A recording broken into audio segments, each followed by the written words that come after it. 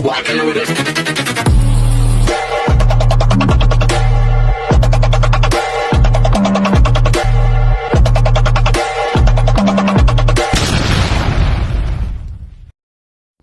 Hi everyone! Good evening, I'm back. It's your Mama Sam dito sa Sam Sam TV. Kamusta naman kayo mga amigo, amiga, kumare at kumpare? Sana lahat kayo ay okay at safe ngayong araw na to. Kung ako naman ang tatanungin nyo, ito kararating ko lang. Galing ako ng Miss Grand. So hindi pa ako umaakit sa taas.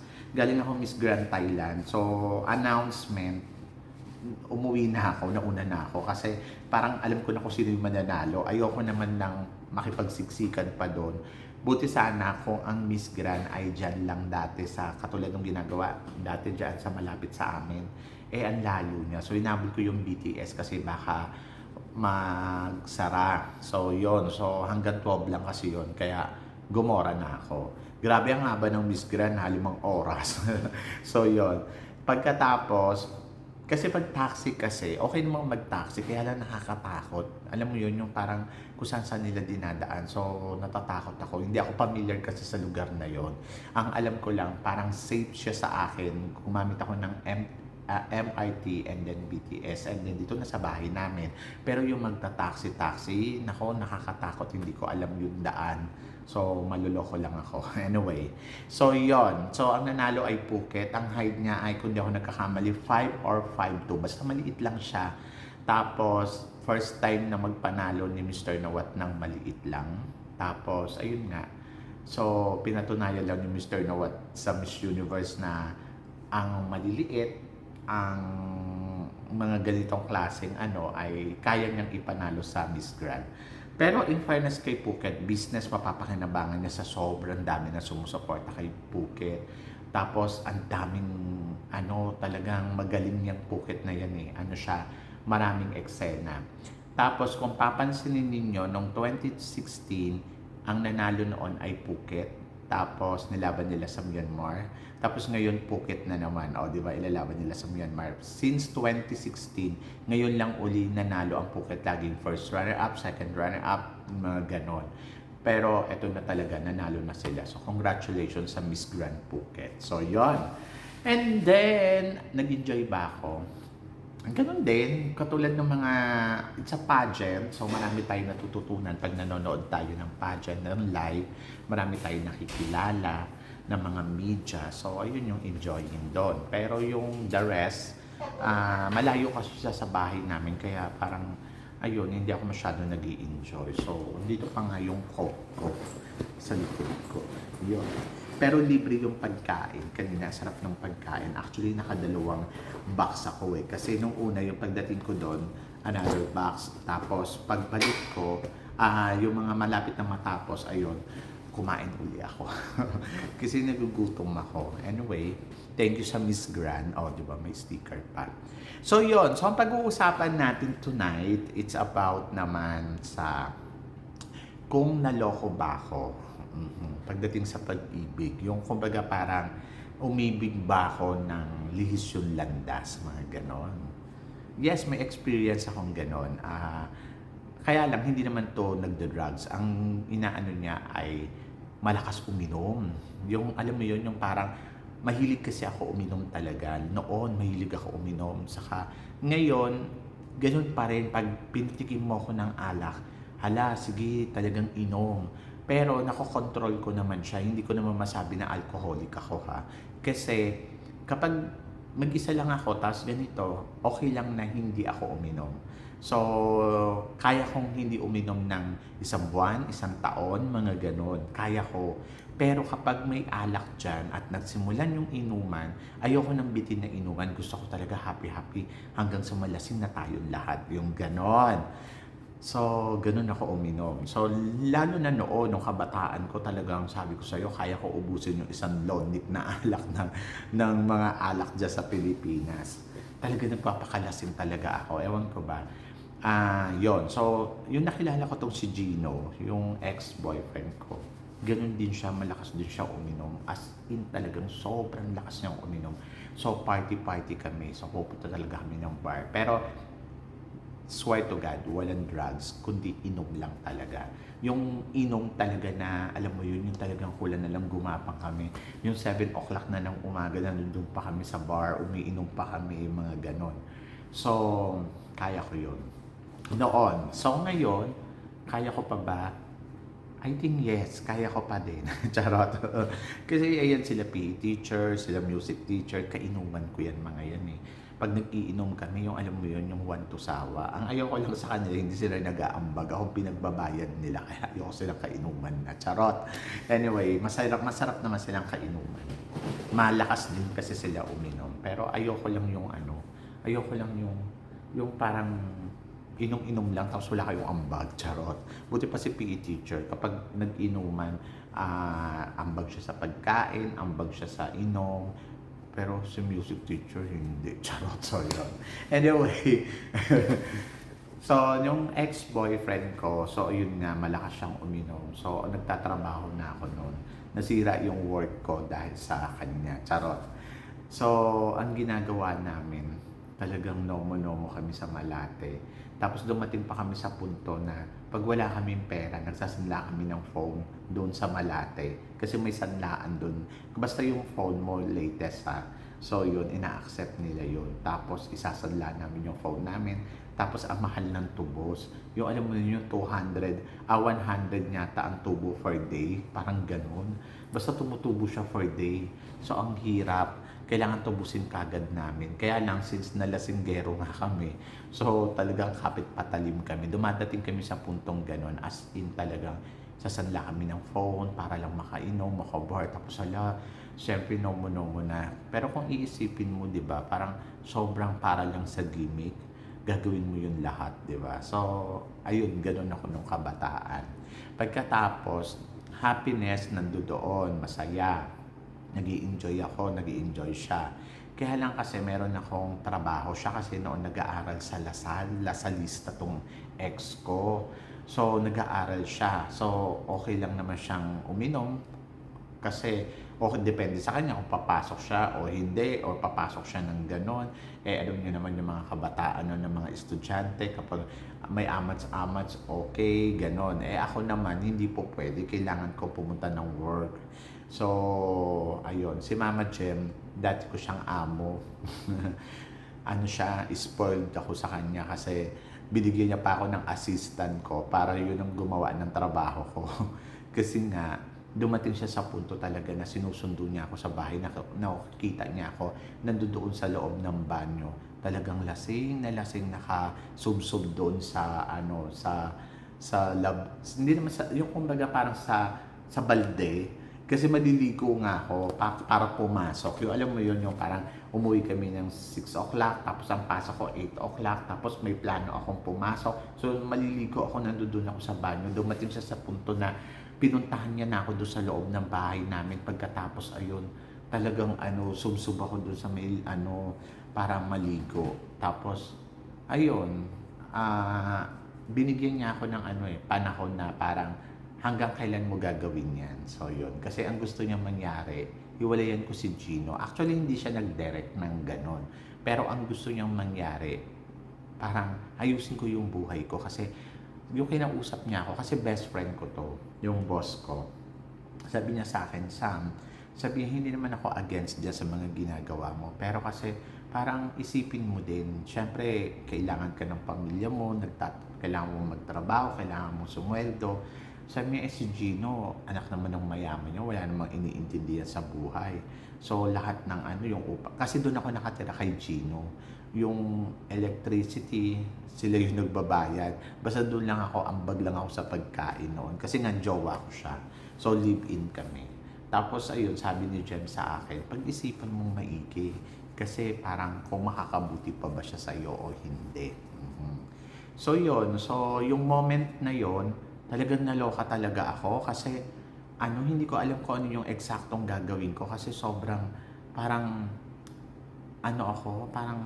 parang enjoy na enjoy ako sa ginagawa namin. So yun kasi yung bonding talaga namin, inom. Kung hindi man kami nag-iinom, pumapasok siya sa eskwelahan, ako naman ay nagtatrabaho. Ganon. Tapos dati kasi ginagawa lang namin yon weekend. yung tipong Friday nights, ganon. Tapos, hayon, inom, tapos Sabado, ganon. Tapos Linggo, syempre pahinga. Kung malasing man kami, walang pakialamanan. Kaya lang kasi parang dumating kami sa punto na parang kahit Wednesday, lumalabas kami. So, yung mga Wednesday kasi, di ba, may mga happy drink, tapos may mga discount. So, kinakagat namin yun. So, pupunta kami. Tapos, dumating na kami sa punto na pati Sunday ng gabi, pag na-bored kami, hala, sige, gimme kami Sunday ng gabi, tapos kinabukasan may pasok, tapos alam, malalasing kami ng bonggang-bongga. Minsan, dumadating pa kami sa punto, pag hindi pa kami nakontento sa mga Red Horse na pinag-iinom namin or ng mga whiskey, tumitira kami ng tequila. So doon talaga ako nababangenge. Pero kung beer lang, tapos inabot ng umaga, kaya ko. Kung whiskey lang, tapos inabot ng umaga, kaya ko. Tapos rest ka lang konti. Pero kasi, bukod doon sa uminom na kami ng beer, uminom pa kami ng whiskey, tapos uminom pa kami ng tequila. Kaya talagang bangenge talaga ako. Pag tequila talaga, gusto ko baksak ako dyan kasi subsub ka talaga doon sa may ano. Alam mo yun, yung subsub ka talaga doon sa ano nun. Alam mo yun, yung lasing mo hanggang kinabukasan, hanggang yung para kang may sakit, yung ganon. So yun, ganon. Hanggang sa na-realize ko nga sa sarili ko, parang kasi hindi lang siya minsan, nagiging madalas na. Tapos pag pupunta pa kami noon sa may Makati, government bar. Kasi may embassy bar, di ba? Naging laman kami yan, embassy bar. Una, doon muna kami sa bar sa Malate, bed bar. Pagkatapos, hindi pa kami nakontento doon. Pupunta pa kami sa embassy bar, sa may Makati, sa may Taguig. Tapos hindi pa ako nakakontento no, doon pa sa Makati Ab kasi meron ako mga guest list dyan.